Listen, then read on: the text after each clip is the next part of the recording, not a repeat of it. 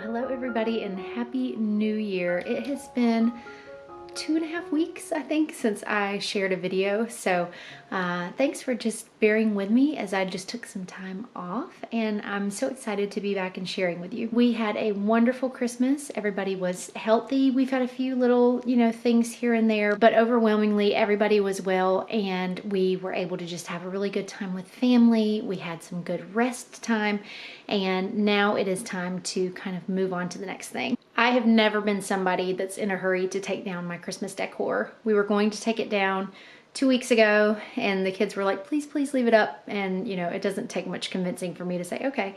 So we were gonna take it all down on Saturday, and I didn't get it all down, but I did take my bins out to the carport and I sorted through them. So I'm gonna put in some footage here of doing that.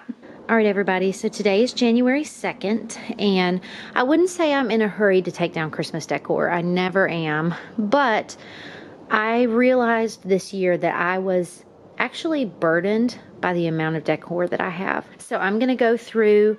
I haven't even taken my decorations down in the house yet. This is all stuff that I did not use this year. These are dishes that I just took out to make room for some Christmas dishes. But as far as these, this is all stuff that did not get used. And then today my husband was at Aldi, and he knew I wanted some clear bins because I'm gonna transition to those. They had these at Aldi with the red lids, which I thought was so nice for Christmas. I think these were $9 a piece. So I am going to transition to these. I have 4, and I may not need them, but I probably will. So I'm actually going to empty these out and wash them, and then probably list them on Marketplace, because I just like having a snap top lid much better. So I'm going to go through, and honestly, I'm hoping to donate like 75% of what's here.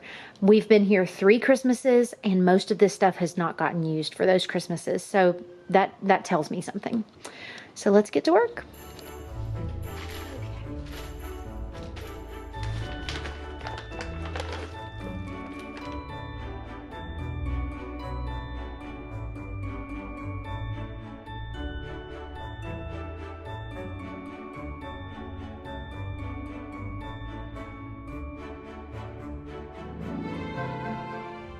All right, I very quickly lost my daylight, but I have an entire bin of things to donate. I know it's hard to tell, but I mean, this is full. This thing is full to the brim. And I'm just gonna go ahead and donate it in the bin. I was gonna list these, but I'm just gonna see if my parents want the bins, because I think they could use them. And I'm just gonna let this whole thing go. And that feels so good. So like you saw, we took quite a few things to donation, or to let family go through. I got rid of a good bit of decor, which feels good, and I have new bins that have a snap top lid. If you missed the saga in December, we had a mouse problem over Christmas, and I never really gave a lot of details about that, because it's not fun to share on the internet that you have an infestation of mice in your house. But let me just kind of give you the details. So we realized that we had a mouse, and it was when the Christmas bins were in the house. So we kind of thought maybe we brought them in from the shed in these bins. I now know that I've gone completely through the bins all the way to the bottom. There was no evidence of the mice in there. So I do truly think it was just the timing. I think that they were cold, looking to come in, and it just happened to be when we also brought the bins in. We had some traps set up, and I had mentioned that we caught more than one. Right in a row, we caught 5 within 3 days.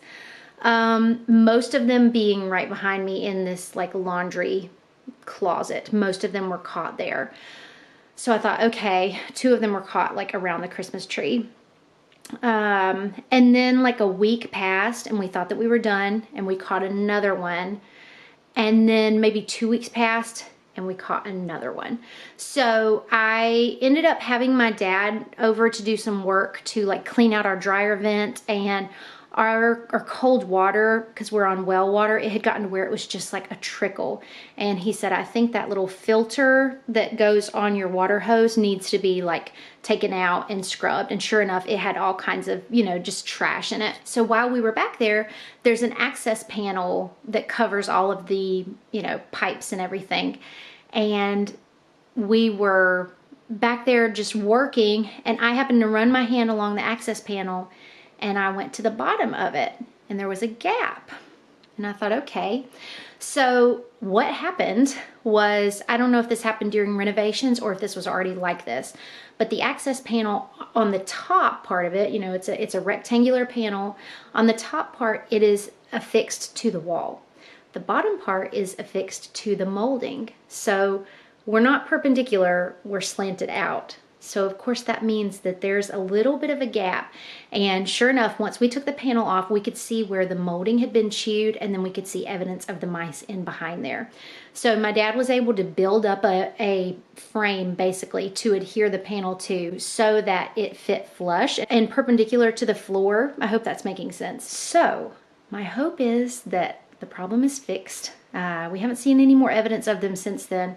But it was like a real stressor to like have not a mouse, but have mice in your house over Christmas. So, you know, I'm sure that there are probably some other ways that they can get in, but to for sure have the laundry closet, we think, solved, because that's where most of them were, that feels really, really huge and really good. So anyway, there's just all of this like New Year energy, and not necessarily like trying to get too many things done, but just kind of hopeful of things that I want to do, things that I want to change. One of those things was cleaning out our bench where like our craft materials are. So we have an L-shaped banquette over in our like corner of the kitchen, and one of those benches is for like cake pans and Pyrex containers, and we've got a waffle iron in there and a couple of other things. And the other one is just for craft materials. So I have been wanting to tackle that for a while, and I did that on Saturday morning, and I want to show it to you because I'm so happy with it. So here's our banquette. I've still got a basket of papers over there that need to be dealt with, but like I said, it's an L shape. So over here is where we have all of the pans and things I was talking about. But this is where the craft things are. There's a dryer ball. Let me show you what's in here. I truly should have done a before, and it was kind of one of those things where I was just in the mood to do it. I was not in the mood to do a before and like film the whole thing. I just wanted to work. But just picture things being piled on top of these bins so that you couldn't even access them. That's how it was. So my original organization system here was that I got these really inexpensive bins, and I made them so they could just kind of be themed activities, and then we could take them out as we were doing that activity. So this one was painting, this one was coloring and drawing, this one was stickers, and then this one was just general crafts. Well, what I have found is that my kids don't really color and they don't really do stickers. And so I thought, you know, I don't want to get rid of everything, but could we consolidate? And that's what we did. So this bin was coloring, this bin was stickers. I had them go through and make this all coloring and stickers, which really wasn't that hard to do. And now this is just some like refill pens, some fabric markers that we have, and some extra pencils, and some like blank cards that the kids can use for parties and things. This is still paints, so this is watercolors. We have watercolor workbooks here, and then this is watercolors, and then watercolor cards and note cards and envelopes, anything that you need to paint other than the brushes. Those are on our school cart. This is all of the coloring and sticker books. And then, like I said, these are the writing utensils, and then these are craft materials. These are magnets, and I don't like them in this because if stuff gets shuffled around, like these just go tumbling. When Harrison is older, these will be really great for him to play with on the fridge. But for right now, we're just not there yet, and he would just like chew on them and ruin them. So, you know, I don't want to do that yet, but eventually I think these would be something that would be nice to pull out and he could play with them on the fridge. My other two did that at a certain age. So anyway, that's how the banquette bench looks, and I'm really excited for how it looks. I also made these little like activity packs to go in the car. I'm thinking of getting some folders similar to these. I'll put a little picture here of them, but they're just like little snap plastic folders. And I had this thought that each of my big kids could have one like in the pocket behind the like driver and passenger doors, or behind the driver and passenger's seats rather, and then they would just have like activities to do if they were in the car, or if we were like going somewhere and they were bored, or you know, basically just to keep everything contained. So for now I have like a temporary solution, and I've put them in these containers that some curtains came in, just like those zip top like plastic containers. And if that ends up working, then I might end up upgrading to those folders, because right now both kids' things are in the vehicles, so we each have, like my vehicle has one, Brandon's car has one. But each thing has a container of crayons. It has like every color of colored pencil. It has a click pencil, and then it has a regular pencil. Everybody has a coloring book, and then like a notebook or a drawing pad. So I told them the only way they can stay in the car is if everything makes its way back into the container. That's the idea. We can't have stuff floating around everywhere in the car. So we've only done this for like 2 days. We'll see how it works. But I'm going to make an iced coffee, and then I'm going to prep our supper. And then tonight we're going to gather all the Christmas stuff and put it away in the new bins.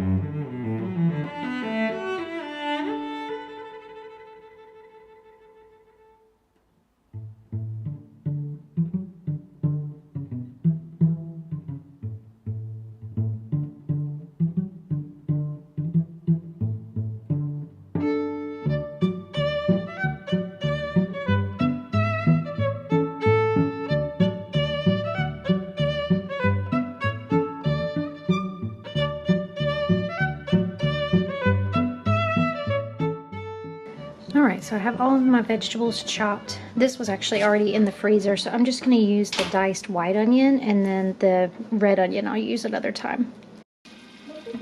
I think we got rid of the bean bin.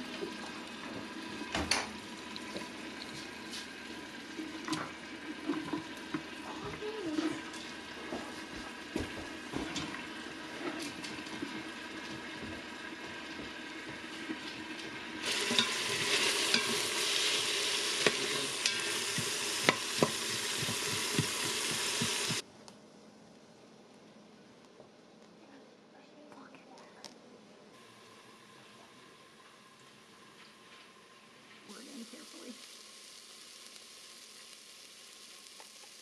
That's good enough.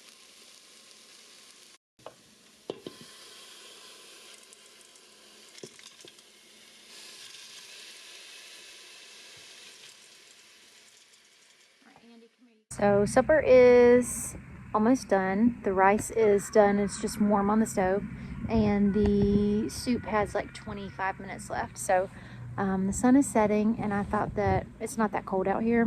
I just bundled up anyway. It's probably like mid 40s. The four-wheeler is going, but we're just gonna go on a little walk before the sun sets.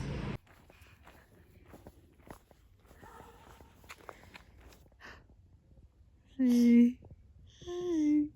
Honey.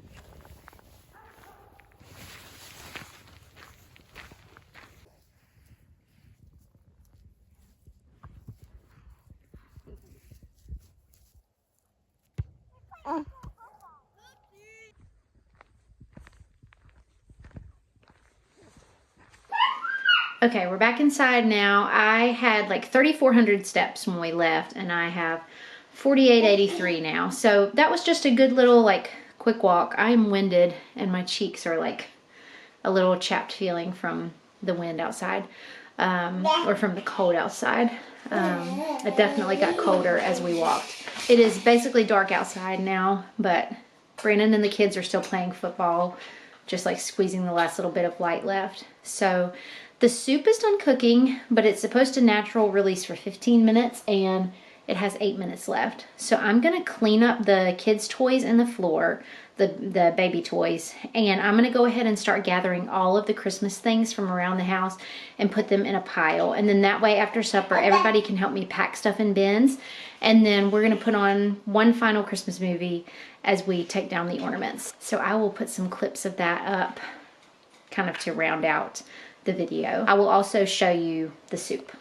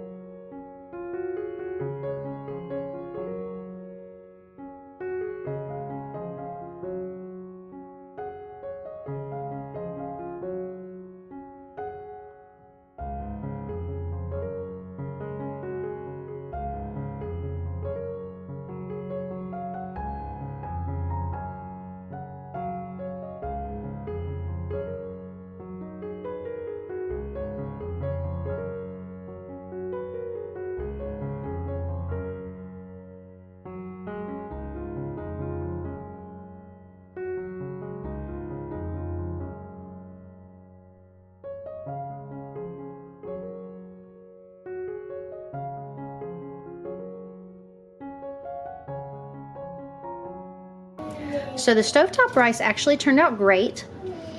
I do usually do it in the Instant Pot just because it's easy and very hands-off, but I did the same measurement, 2 cups of rice, rinsed it, put 2 cups of water, a tablespoon of coconut oil, a teaspoon of salt. That's what I do every single time in the Instant Pot, and then I just cook it on high pressure for 5 minutes, and then natural release for, I don't even remember, maybe 10.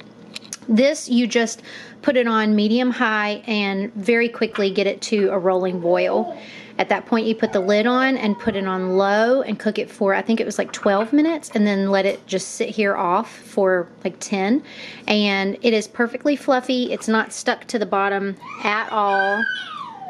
You can see how nice that is. So, delicious rice. I'll put that recipe down below as well as the recipe for the soup. I'm getting ready to top my soup, but I just thought I would show you how delicious. It's so nice because in the Instant Pot you don't have to soak the beans ahead of time. So this is 2 cups of black beans that were rinsed and then just put straight in the Instant Pot once I sauteed the vegetables. You put it in there with the broth and the water and seasonings, and that's it. So I'm going to top this with some cheese, maybe a little lime juice. There's already lime juice in there, so not too much. Some avocado, some sour cream, and we're going to eat.